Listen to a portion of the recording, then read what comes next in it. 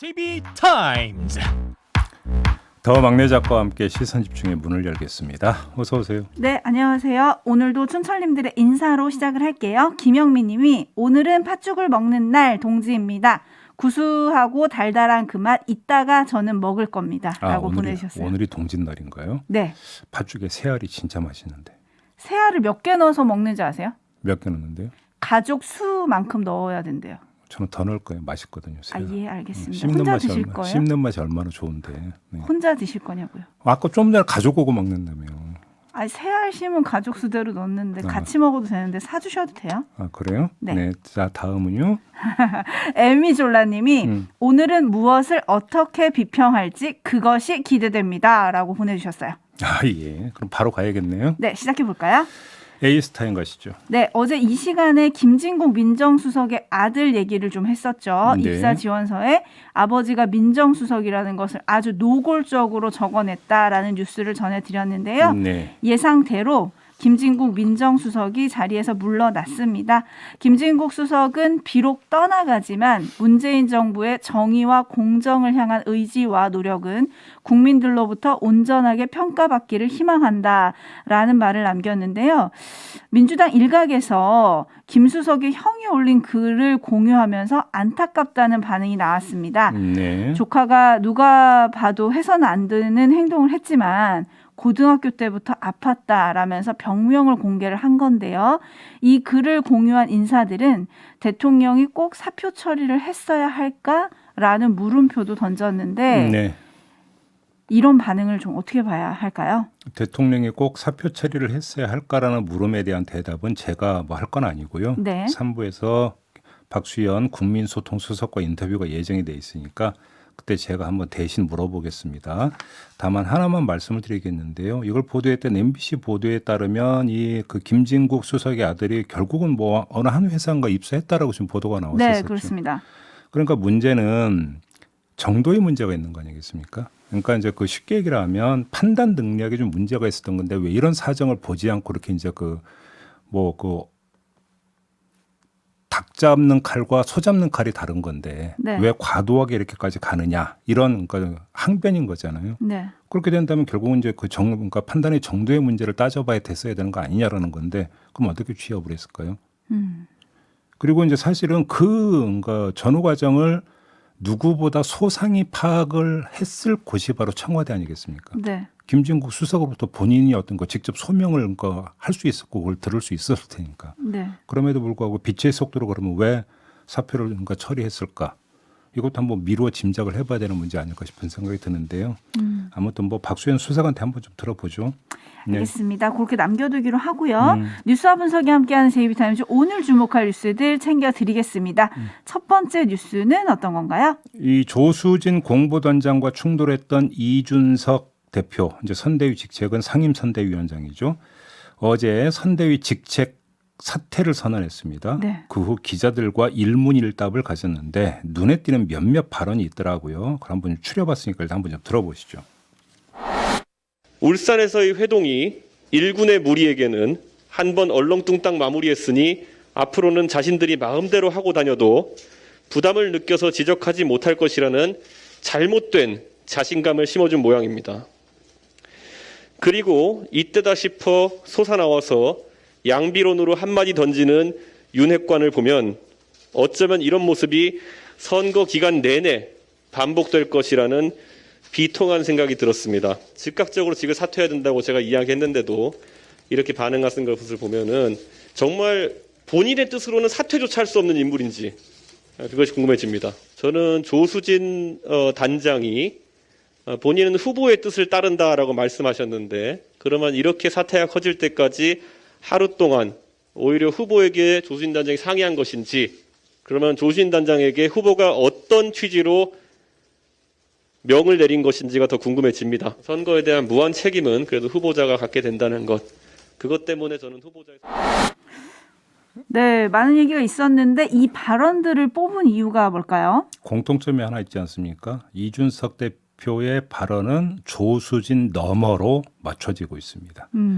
윤석열 후보 또는 그 라인이 문제라는 인식을 깔고 있지 않습니까? 네. 한마디로 윤석열 라인에 의해서 좌지우지되는 선대위로는 안 된다 보고 선대위 직책을 던진 것이다. 이렇게 해석할 여지가 있는 것 같은데요.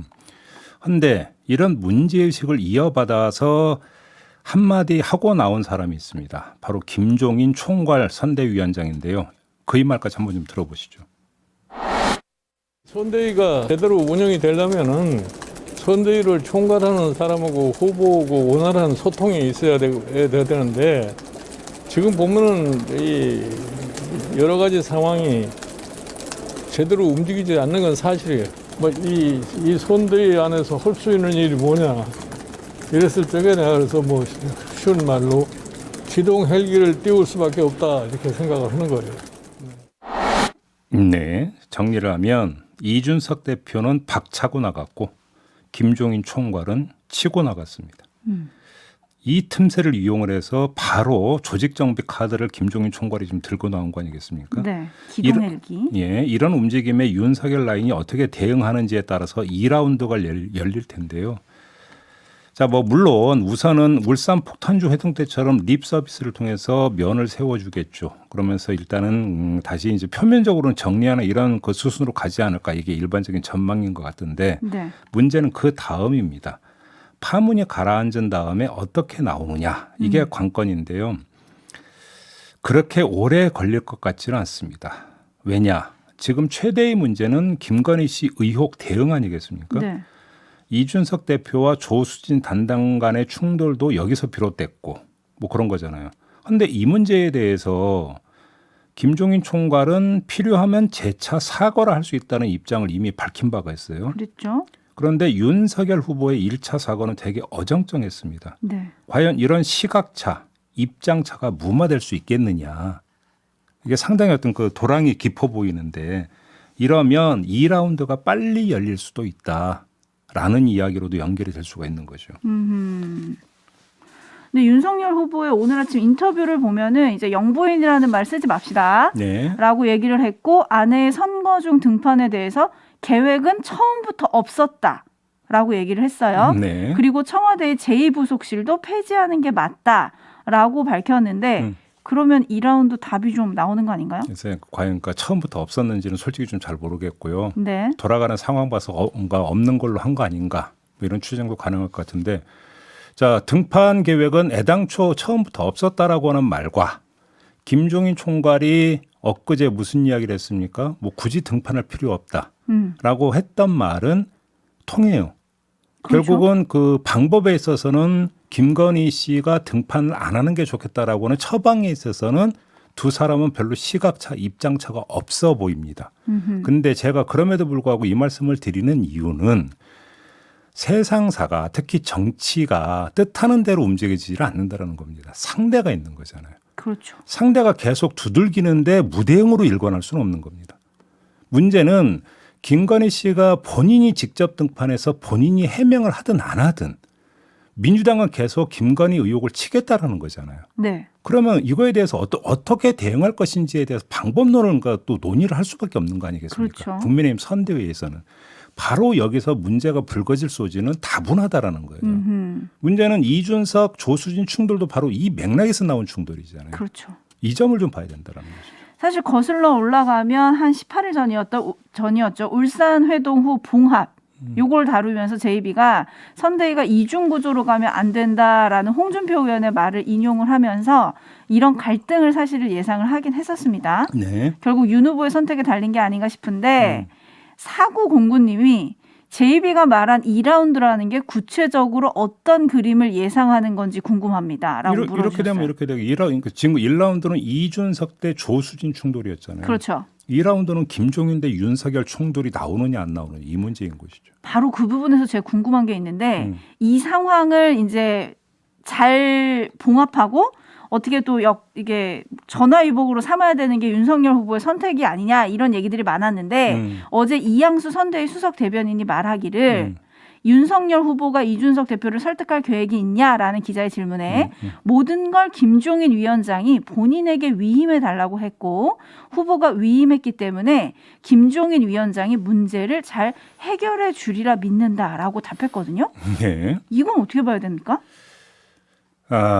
선대위를 총괄하는 사람이 김종인 총괄 선대위원장이니까 선대위 내부에서 불거진 문제에 대해서 김종인 총괄이 그러니까 권한을 갖고 책임을 갖고 정리를 해야 되는 거 아니냐는 취지의 발언일 수가 있겠죠.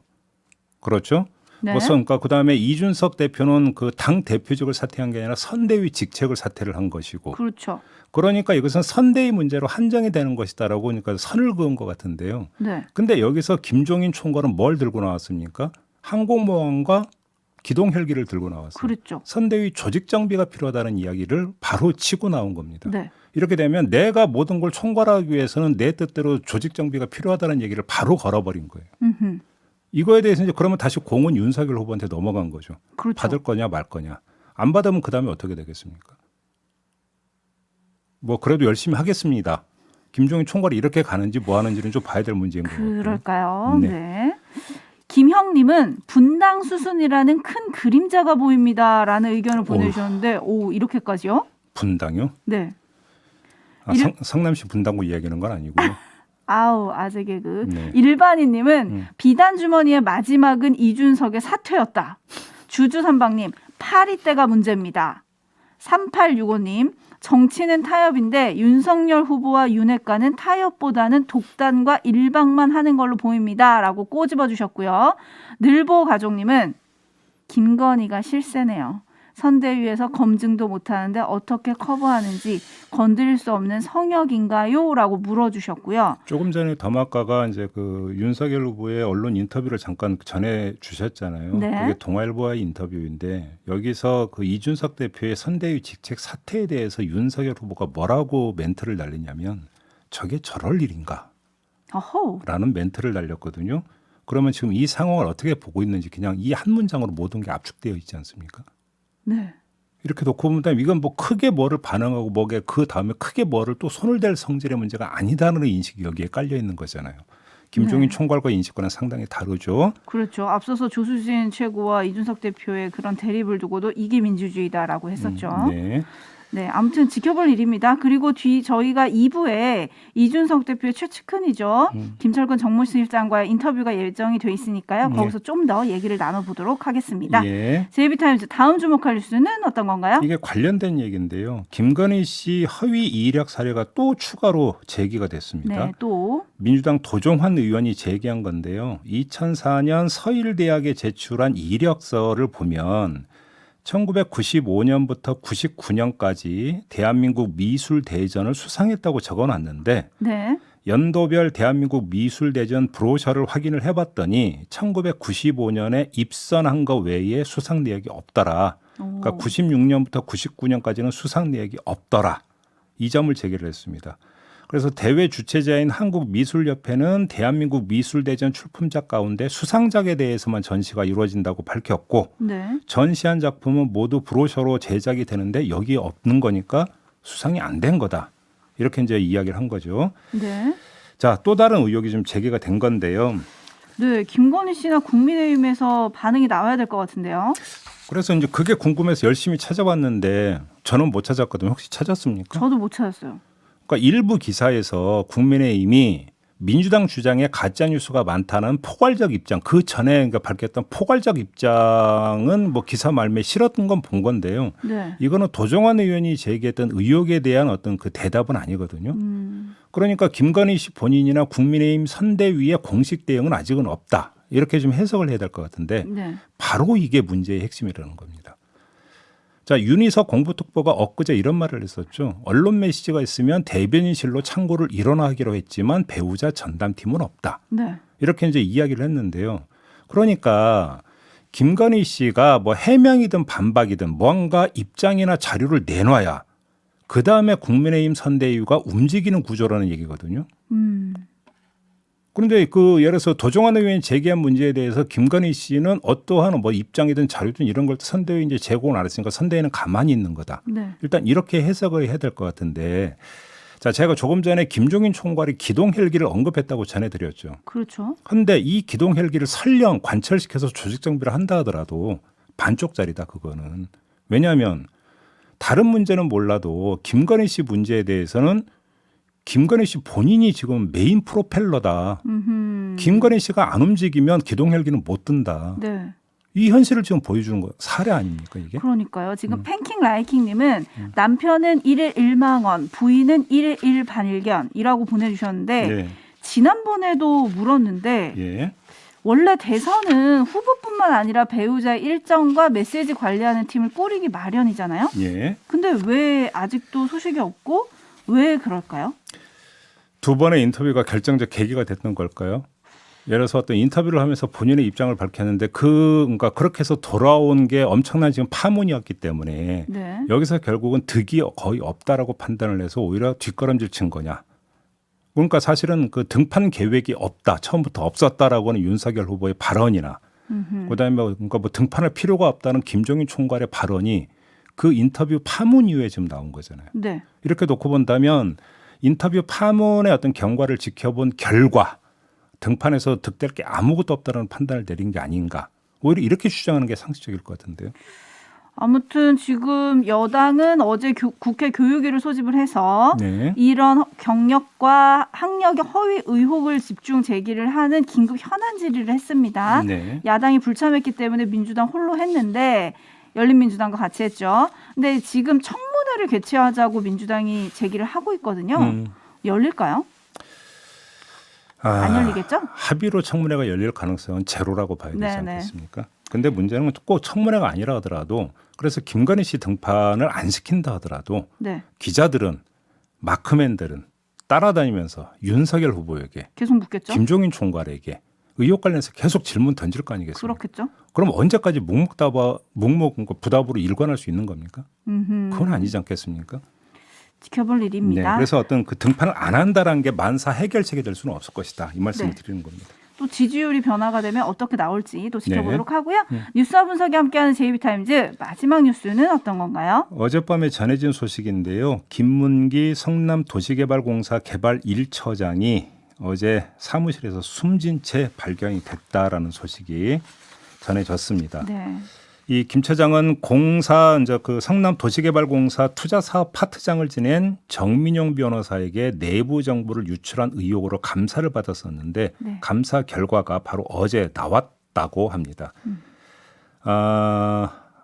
정보 유출 의혹이 사실이라고 감사 결과가 나왔고 그래서 이 김 처장에 대한 중징계 및 형사 고발을 결정을 했고 그 결정 내용을 바로 오늘 통보할 예정이었다라는 겁니다. 근데 이게 이제 미리 전달이 되면서 김 처장에게 이제 미리 전달이 됐던 게 아니냐 지금 이런 그 추정이 나오고 있는 건데요. 네. 김 처장은 2015년 3월 내부심사위원 그러니까 성남도시개발공사가 대장동 개발 어떤 파트너로 컨소시엄 어디를 선택할 것인가 이 심사를 할 때 내부심사위원으로 참여를 했던 인물이기도 하다고 하는데요. 네. 아무튼 어제 두 가지 일이 있었죠. 하나는 감사 결과가 나왔다는 점. 또 한 가지는 정민용 변호사에 대해서 검찰이 불구속 기소했다는 소식이 또 어제 전해졌었거든요. 이것과 연관성이 있는 거 아니냐. 일단 지금 현재로서는 여기까지만 좀 추정을 해야 될 것 같습니다. 네, 유족은 뭐 수사가 꼬리 자르기로 흘렀다라고 비판을 하고 있고요. 국민의힘도 몸통을 숨고 힘없는 사람들만 떠나는 비참한 상황이다라는 비판을 내놨는데요. 네. 박갑성님이 시선 집중해서 50억 클럽 수사 진행 사항 좀 알려주세요라고 보내오셨네요. 뭐 진행되는 게 있는지 파악이 돼야 전해드릴 거 아니겠습니까? 파악이 안 되고 움직임도 포착이 안 되고 있으니까요. 그러니까 그 곽상도 전 의원에 대한 영장 청구했다가 기각당했죠. 네, 그 이후로 뭐 나오는 이야기가 없거든요. 그렇죠. 안 움직이고 있는 겁니까 수사팀은? 그래도 알아보도록 하겠습니다. 네. 자 이렇게 마무리하죠. 담화가 수고하셨습니다. 고맙습니다.